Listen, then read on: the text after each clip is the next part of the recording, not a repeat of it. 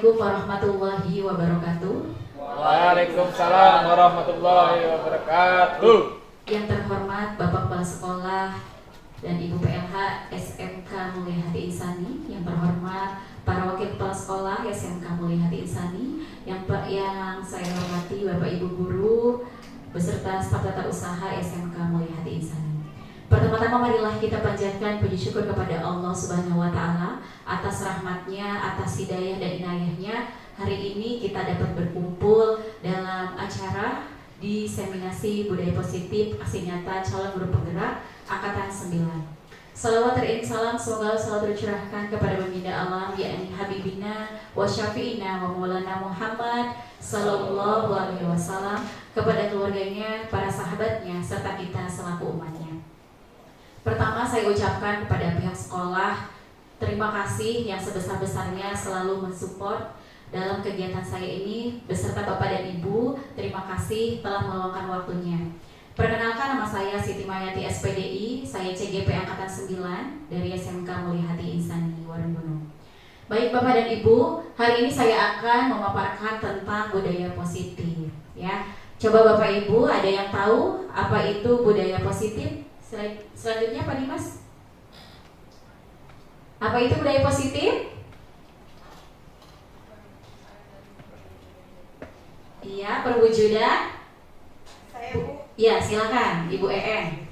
Budaya positif itu merupakan perwujudan dari nilai-nilai atau keyakinan universal yang diterapkan di sekolah. Budaya positif yang diterapkan di sekolah adalah salah satu perwujudan dari visi guru yang mengandung nilai-nilai kebajikan sesuai dengan tujuan pendidikan nasional yang dijabarkan dalam profil pelajar Pancasila. Masya Allah, boleh tepuk tangan buat Bu EN ya. Nah, selanjutnya apakah sekolah kita sudah menerapkan budaya positif? Sudah ya Bapak dan Ibu, alhamdulillah. Selanjutnya, next Pak Dimas.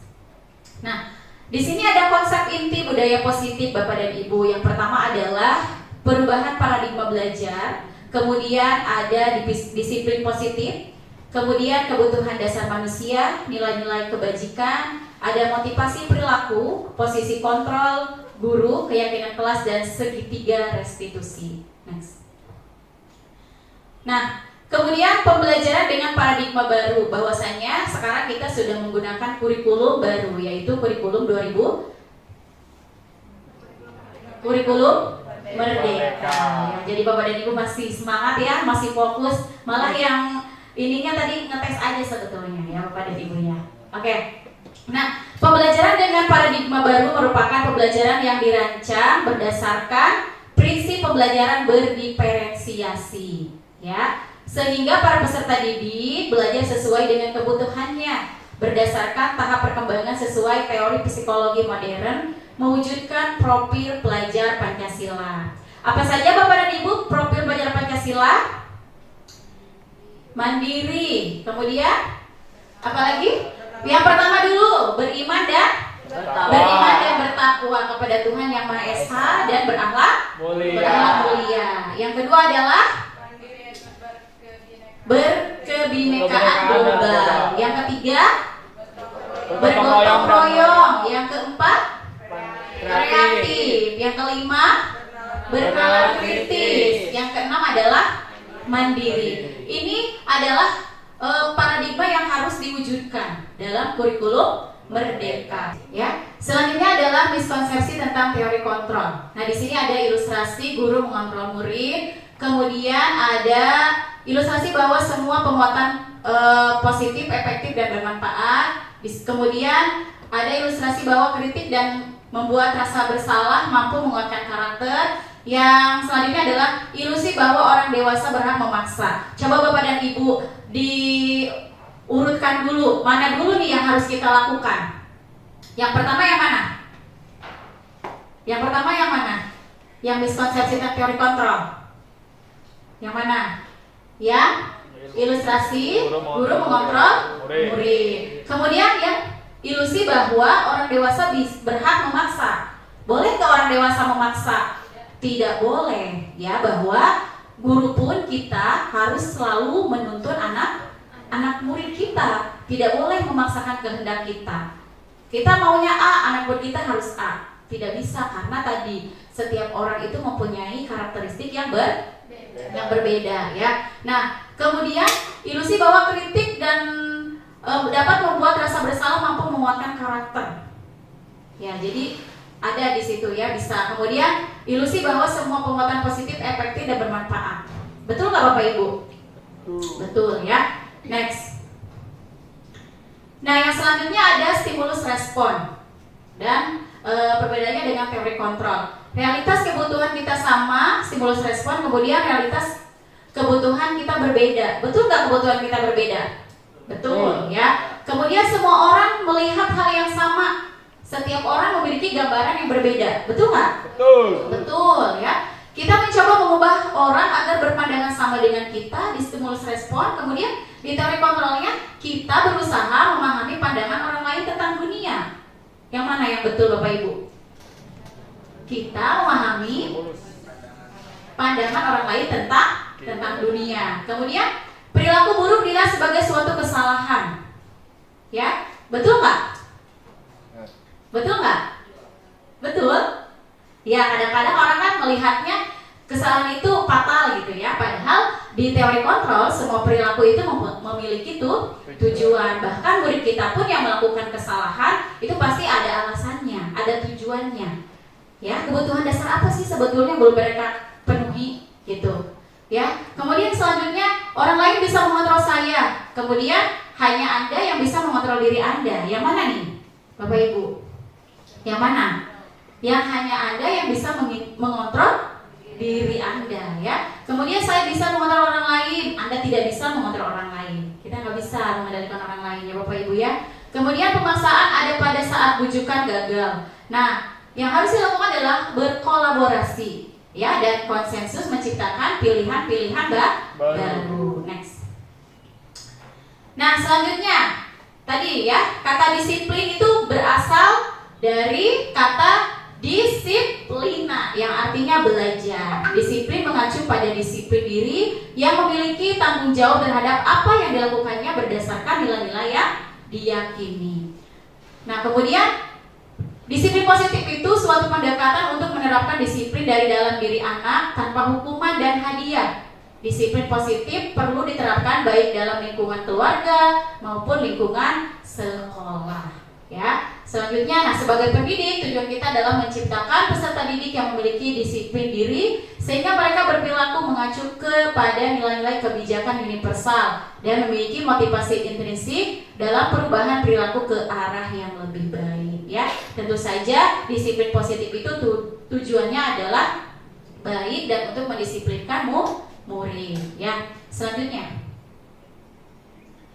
Nah, di sini ada nilai-nilai kebajikan.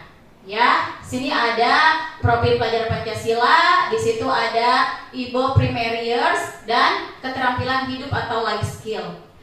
Dalam profil pelajar Pancasila ada di situ beriman, kemudian bertakwa kepada Tuhan Yang Maha Esa, berakhlak mulia, mandiri, bergotong royong, berkebenkanaan global, bernalar kritis dan kreatif. Kemudian kalau di IBO itu adanya toleransi, rasa hormat, integritas, mandiri, antusias, empati, keingintahuan, kreativitas, kerjasama, percaya diri, dan komitmen. Nah, kemudian keterampilannya apa? Atau life skillnya dapat dipercaya, lurus hati, pendengar yang aktif, tidak merendahkan orang lain, dan memberikan yang terbaik dari diri. Nah, itu life skill itulah yang harus kita kembangkan kepada para murid atau peserta didik kita. Mereka bisanya apa? Mereka mempunyai skill apa? Nah, kita sebagai fasilitator, sebagai motivator mereka agar mereka bisa apa? Bisa mengembangkan skill yang mereka miliki. Next. Nah, di sini ada kebutuhan dasar manusia, ya. Apa itu kebutuhan dasar manusia? Merupakan unsur-unsur yang dibutuhkan oleh manusia dalam mempertahankan keseimbangan fisiologis maupun psikologis yang bertujuan untuk mempertahankan kehidupan dan kesehatan. Next, dilewat. Nah, selanjutnya ada 3 motivasi perilaku manusia. Ya, yang pertama untuk menghindari ketidaknyamanan atau hukuman. Biasanya kalau siswa terlambat dipanggil guru, itu kira-kira lari atau tetap menghampiri? Lari. Karena apa? Merasa takut dihukum. Nah, sekarang saya tanya, boleh tidak kita sebagai guru menghukum? Tidak boleh, ya. Sesalah-salahnya siswa, sesalah-salahnya murid, tidak boleh ada hukuman. Ya, gitu tidak boleh. Bahkan menulis 100 di kertas aja dengan tulisan saya tidak akan terlambat lagi, ternyata itu tidak boleh Bapak dan Ibu. Ya, saya pun tahu setelah saya mempelajari modul 1.4 gitu.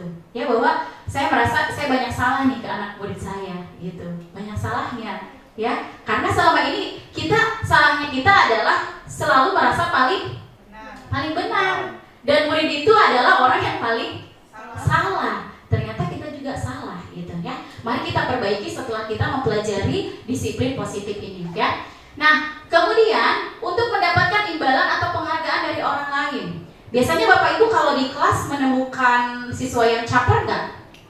Ada ya, siswa yang caper, yang ingin dekat dengan kita, kemudian ingin mendapatkan hadiah. Nah, coba saya tanya sekarang, kita boleh nggak memberikan hadiah Bapak Ibu kepada anak murid kita? Boleh? Boleh aja. Boleh. Punishment. Harusnya tidak boleh, ya. Dan saya juga baru tahu, ya, bahwa hadiah itu ada hadiah yang sebagai hukuman buat kita. Hadiah yang salah gitu. Ada itu Bapak Ibu dipelajari di modul 1.4 gitu ya, bahwa jadi ketika mereka melakukan sesuatu, mereka ingin mendapatkan hadiah, dan itu nggak boleh. Itu paradigma yang salah yang kita terapkan kepada anak gitu ya. Tapi bisa juga kita memberikan hadiah, tapi dalam konteks yang benar, dengan sejumlah kriteria yang telah kita tetapkan dan tepat sasaran. Boleh seperti itu. Kemudian untuk mencari orang yang mereka inginkan dan menghargai diri sendiri dengan nilai-nilai yang mereka percaya. Ada nggak Bapak Ibu di kelas menemukan siswa yang pembangkang?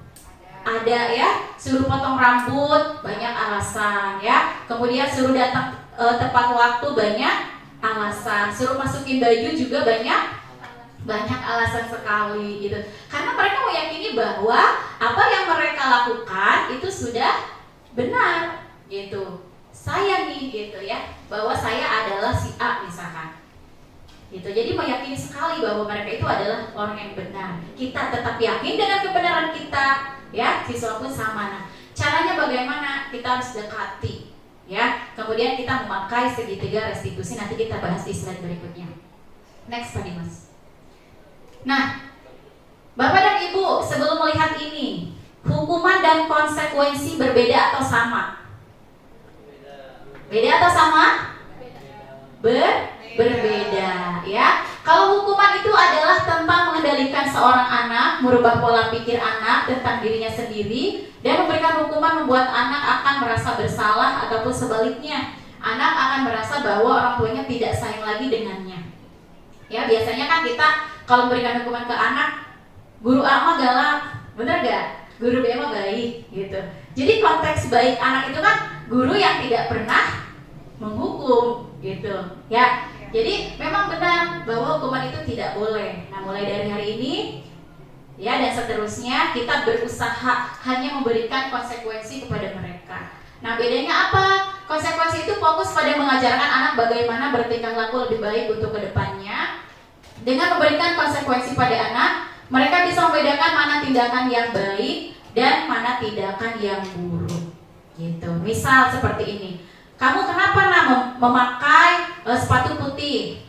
Karena sepatu saya basah Bu gitu ya. Kemudian kita yakinkan lagi, coba ingat lagi peraturan sekolah kita, yang mana nih yang kamu langgar? Oh iya Bu, saya harus memakai sepatu putih gitu. Jadi boleh diberikan konsekuensi, tapi tidak boleh diberikan hukuman. Next.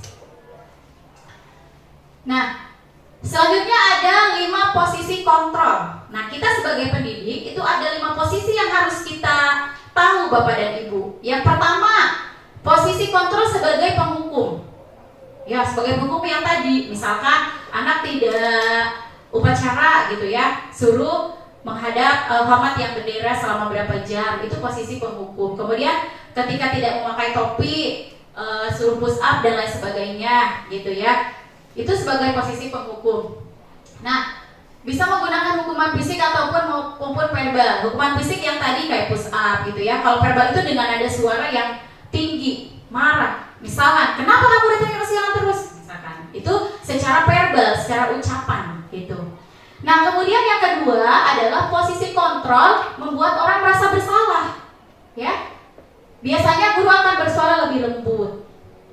Coba, gitu ya. Coba dengan seperti ini, kamu gak kasihan sama ibu? Ya, jadi bersalah gitu sama kita. Kamu kan sudah janji sama ibu bahwa kamu tidak akan melakukan kesalahan yang sama. Kok masih dilakukan? Nah, itu guru pembuat rasa bersalah gitu. Kemudian ada juga yang memposisikan sebagai teman Bapak Ibu. Ya, posisi ini tidak akan menyakiti murid, namun akan tetap berupaya mengontrol murid melalui persuasi. Tapi kelemahannya ketika kita menjadikan posisi kita teman, murid itu akan terpaku pada kita sendiri. Dia nggak akan nurut sama guru yang lain karena dia sudah merasa nyaman dengan satu guru gitu.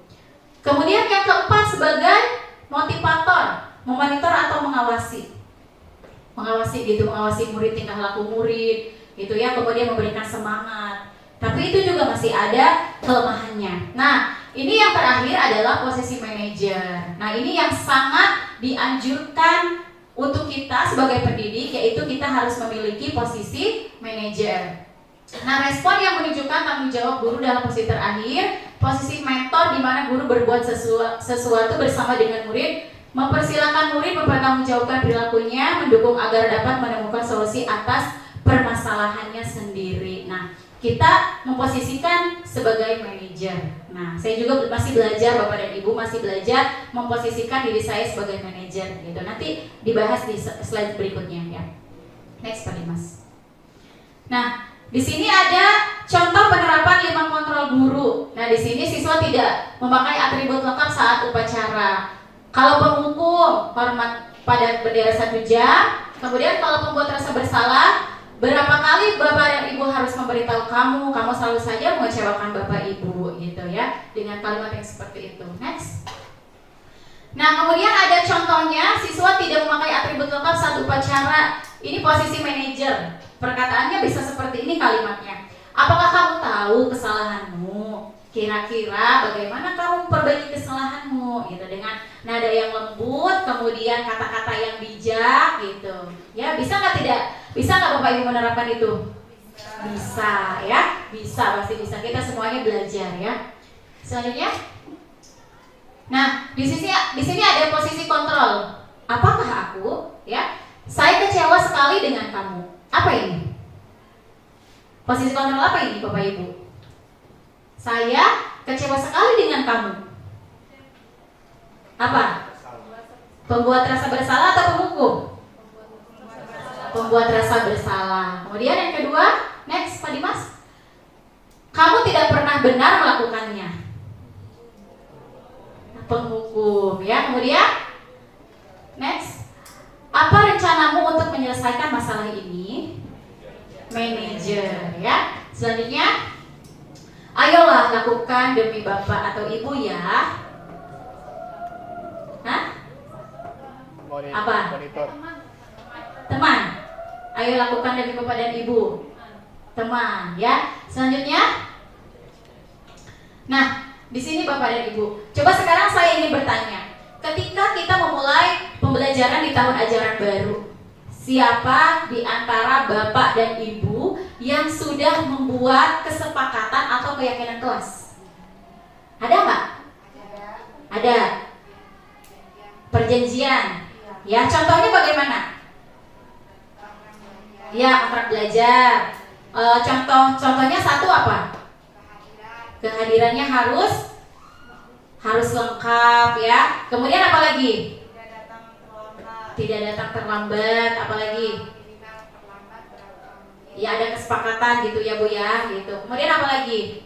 Mengikuti semua pembelajaran dengan baik gitu ya. Kemudian lebih aktif gitu ya, lebih bertanggung jawab, lebih disiplin gitu ya. Berarti Bapak dan Ibu sudah menerapkan itu ya. Jadi kalau misalkan mereka di suatu kemudian ada kesalahan, mereka bisa melihat keyakinan kelas mana nih yang mereka sudah langgar gitu ya. Nah, Adapun kriterianya Bapak Ibu bersifat abstrak, berupa pernyataan universal, bukan pertanyaan ya. Kemudian dibuat dalam pernyataan positif, sesuai dengan kondisi kelas dan sekolah, semua warga sekolah atau warga kelas. Jadi kalau kesepakatan kelas itu beda dengan peraturan yang dibuat oleh sekolah, karena keyakinan kelas itu dibuat oleh guru mata pelajaran bersama murid atau wali kelas bersama murid. Jadi kata-katanya dari mereka gitu, bukan kita yang memaksakan kehendak harus A, B, C, dan D, tapi persetujuan bersama ya. Semua warga sekolah atau warga kelas dilibatkan. Nah, tadi ya. Nah, di sini ada contohnya ya. Keyakinan kelas itu selalu berpikir positif, kemudian senantiasa menjadi diri terbaik gitu, dan lain-lain. Next, Pak. Nah, selanjutnya ada segitiga restitusi. Bapak Ibu sudah pernah mendengar segitiga restitusi? Sudah? Apa baru tadi? Baru tadi ya. Oke, kita pelajari bersama. Apa sih segitiga restitusi? Segitiga restitusi itu adalah proses menciptakan kondisi bagi murid atau anak untuk memperbaiki kesalahan mereka, sehingga mereka bisa kembali pada kelompok mereka dengan karakter yang lebih kuat. Tahapannya apa saja? 1. Menstabilkan identitas. Ya, menstabilkan identitas itu ditanya dulu.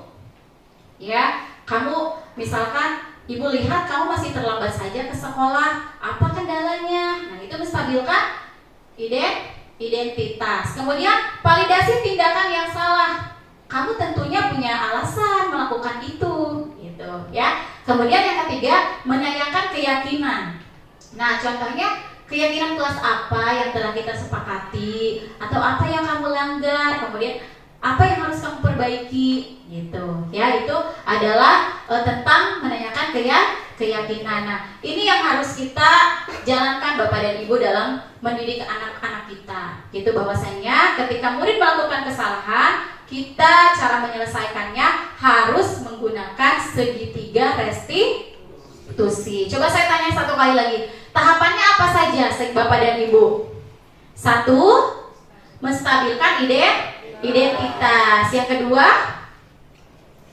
Yang kedua, validasi tindakan yang salah. Yang ketiga, menanyakan keyakinan. Itu ya. Jadi tahapan dari segitiga restitusi. Next. Nah, ini contoh tadi, menstabilkan identitas. Berbuat salah itu wajar, gitu. Ya. Kemudian tidak ada manusia yang sempurna. Ibu atau Bapak juga pernah melakukan itu, ya, dan seterusnya. Next. Kemudian berdasarkan prinsip atau setiap perilaku berupaya memenuhi suatu kebutuhan tertentu. Nah, validasi tindakan yang salah tadi contohnya kamu pasti punya alasan melakukan itu. Kemudian yang selanjutnya kamu melakukannya karena mempertahankan sesuatu yang penting bagi kamu, gitu ya. Jadi itu tentang validasi tindakan yang salah. Next. Nah, ini contoh penerapan budaya di sekolah kita Bapak Ibu ya, dan alhamdulillah sekolah kita sudah menerapkan budaya positif. Contohnya yang pertama adalah melaksanakan tata tertib sekolah. Jadi anak-anak itu datang ke sekolah pukul 06.40, pukul 06.30. Jadi mereka sudah berusaha datang pada waktu yang tepat atau disiplin dari segi waktu. Kemudian penyambutan di gerbang sekolah itu sangat membuat mereka bahagia, gitu ya, karena kedatangan mereka disambut dengan gembira oleh kita semua, Bapak dan Ibu gurunya, gitu ya.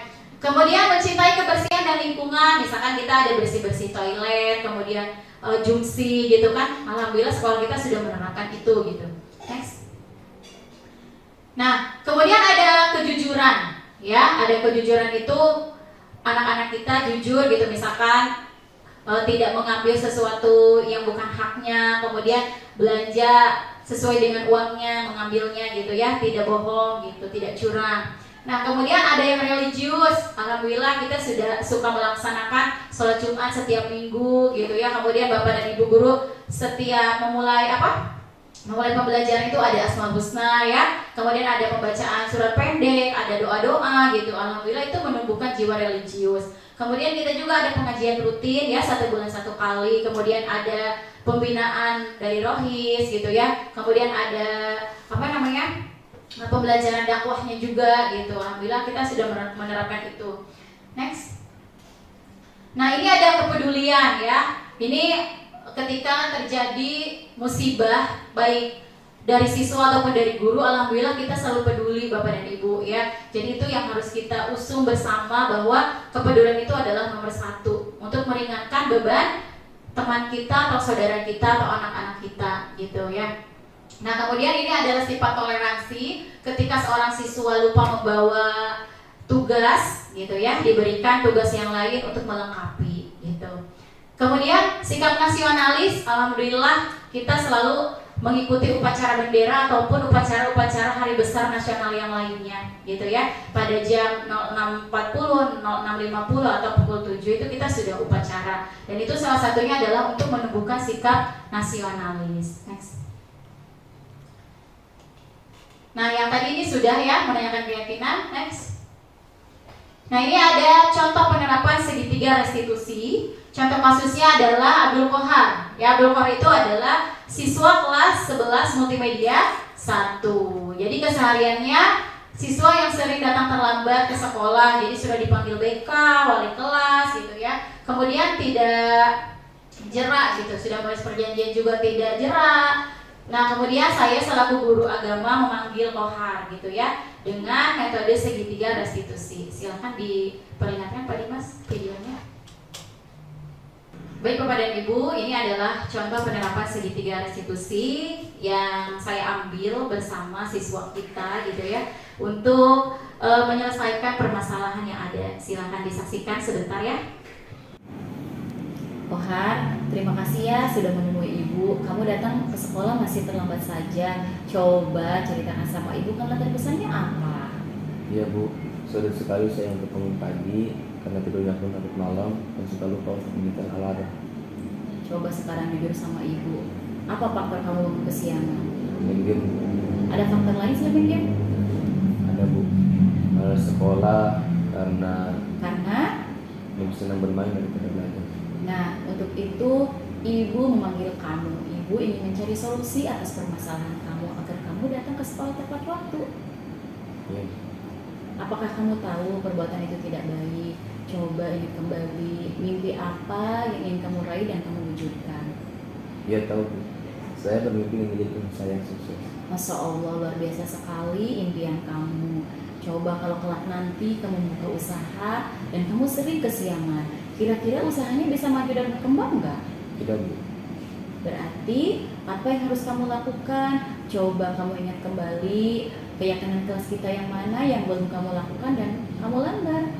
Saya harus merubah diri menjadi lebih baik, lebih disiplin, tidak main game lagi, tidur lebih awal, dan datang ke sekolah tepat waktu. Dan semangat serta bersungguh-sungguh untuk belajar, karena setiap siswa harus datang ke sekolah tepat waktu, dan setiap murid perlu belajar. Dan saya melanggar itu Bu. Nah, sekarang kamu sudah tahu ya apa yang harus kamu lakukan. Kemudian Ibu yakin dan percaya bahwa kamu bisa melakukan itu dan kamu bisa menjadi pribadi yang lebih baik lagi. Apakah kamu siap? Siap Bu. Saya akan berusaha semaksimal mungkin meningkatkan disiplin diri dan semangat belajar untuk mewujudkan impian saya. Terima kasih Ibu atas nasihatnya dan motivasinya. Iya, sama-sama. Ibu doakan kelak nanti kamu jadi sukses ya nak ya. Silahkan kembali ke kelas ya. Iya Bu. Iya. Waalaikumsalam. Itu contoh kasus pertama ya Bapak Ibu ya. Sekarang kita lihat kasus yang kedua. Ya. Jadi kasusnya adalah Bu Maya adalah wali kelas kelas 11 yang kedua SMK Mulyati Insani ya. Bapak Ibu bisa dibaca ya kasusnya ya. Oke, langsung saja Pak Dimas diperlihatkan videonya. Nesya, apa kabar? Alhamdulillah, baik Bu. Nesya tahu nggak kenapa Ibu panggil? Tidak tahu Bu. Tadi siang pada saat jam istirahat Ibu melewati kelas kita dan Ibu melihat Yesta sedang menangis sendirian. Pas Ibu tanya, katanya diejek sama Nesya, betul nggak? Ya, betul Bu. Ibu yakin dan percaya tidak ada manusia yang sempurna dan pasti pernah melakukan kesalahan. Kenapa Nesya melakukan hal itu? Karena Nesya kesel Bu sama Nesya. Dia suka sok paling rajin, suka sok paling pintar juga Bu. Tapi ketika ulangan nilainya selalu lebih rendah dari Misya.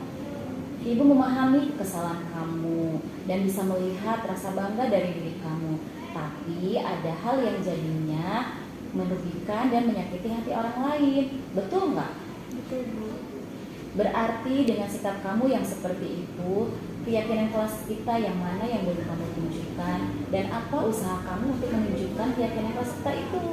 Saya belum menunjukkan saling menghormati dan menghargai Bu. Dan tindakan yang akan saya lakukan adalah lebih menghargai dan menghormati orang lain. Dan Nisya akan meminta maaf kepada Nisya atas perbuatan Nisya yang melukai perasaan dan menjadi pribadi yang lebih baik lagi. Baiklah, kalau seperti itu, Ibu sangat senang mendengarnya. Ibu yakin dan percaya Nisya bisa melakukan hal itu karena Nisya adalah siswi Ibu yang disiplin dan cerdas. Amin. Terima kasih Bu atas nasihatnya. Sama-sama, sekarang Nisya boleh pulang dan hati-hati di jalan ya, Nak, ya. Ya Bu.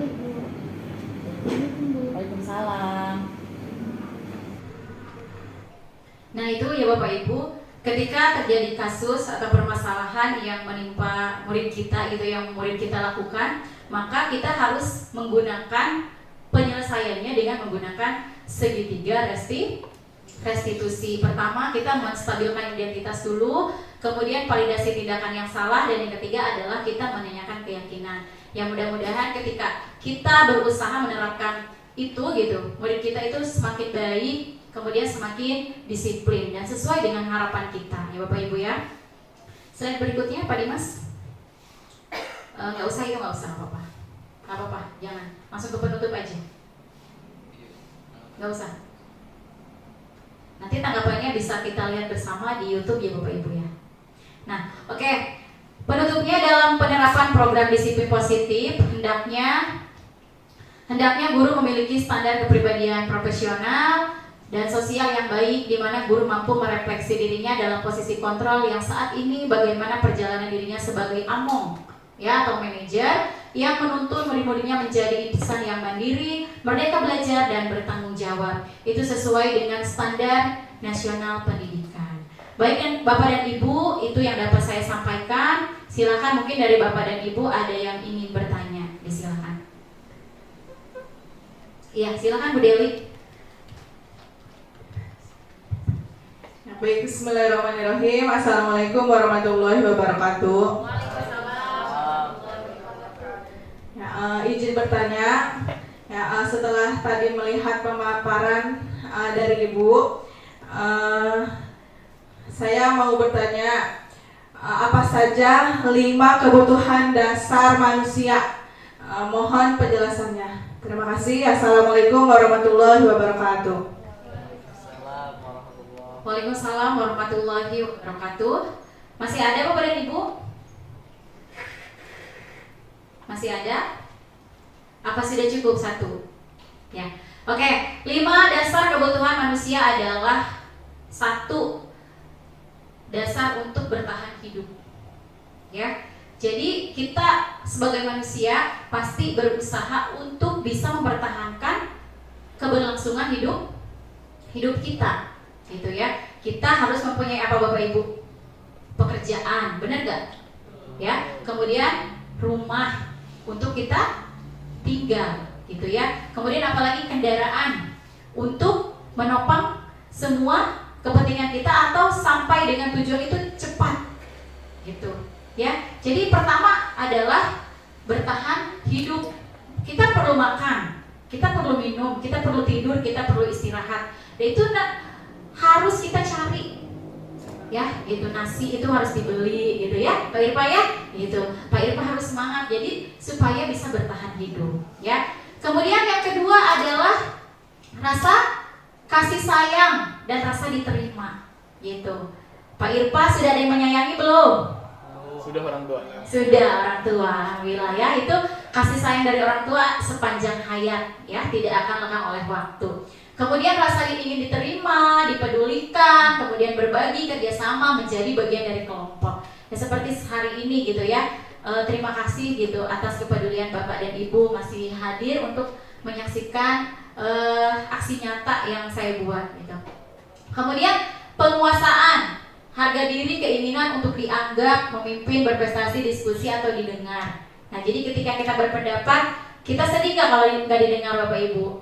Sedih ya, gitu. Tapi pendapat itu kan tidak serta-merta membuat kita egois gitu ya, tapi kita pecahkan bersama secara musyawarah gitu, agar terjalinnya tadi ya rasa kekompakan, kemudian peduli, kerjasama gitu. Kemudian yang selanjutnya adalah kebebasan ya. Kebebasan itu mandiri, kemudian memiliki pilihan, mencoba hal yang baru dan berusaha mengendalikan dirinya, sama seperti tujuan pembelajaran kita. Biasanya kan kita selalu menginginkan murid kita yang mandiri gitu ya. Jadi pembelajarannya dilakukan secara mandiri, tidak harus sama guru aja. Tapi ketika tidak ada guru pun mereka bisa belajar gitu ya. Kemudian bisa mengendalikan dirinya, misalkan tidak bolos gitu. Bisa berarti melawan ego yang ada pada dirinya gitu ya. Jadi yang selanjutnya adalah kesenangan ya gitu, bermain atau humor atau antusias atau tertawa. Nah, itu sebabnya kenapa guru itu awet muda Bapak Ibu. Ya, karena guru mah banyak tertawa ya, banyak menggerakkan apa?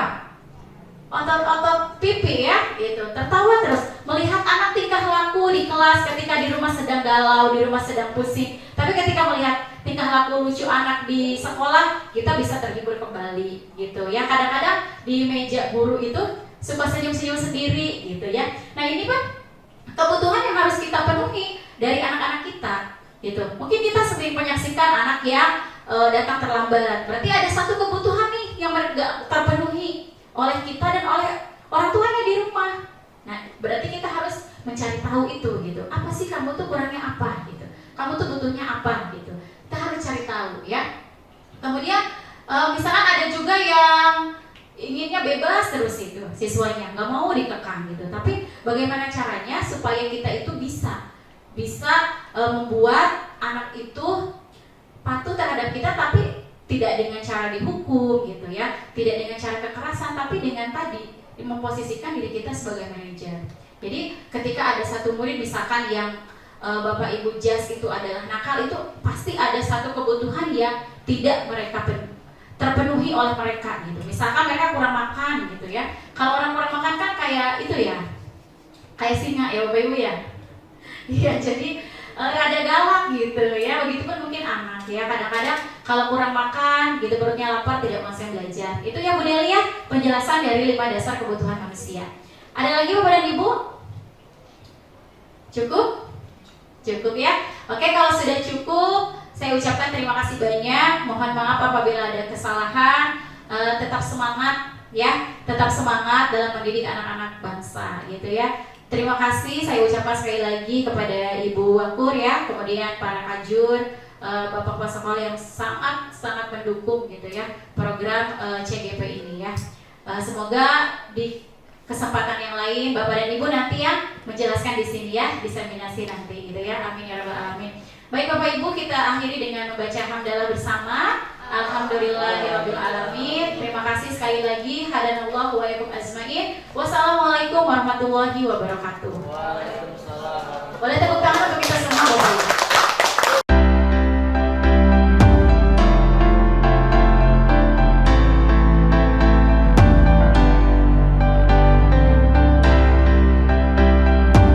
Assalamualaikum warahmatullahi wabarakatuh. Perkenalkan, nama saya Abdul Bahar dari kelas 11 Multimedia 1. Setelah saya diberikan nasihat oleh Ibu Maya, hati saya menjadi lebih tenang dan motivasi saya semakin meningkat.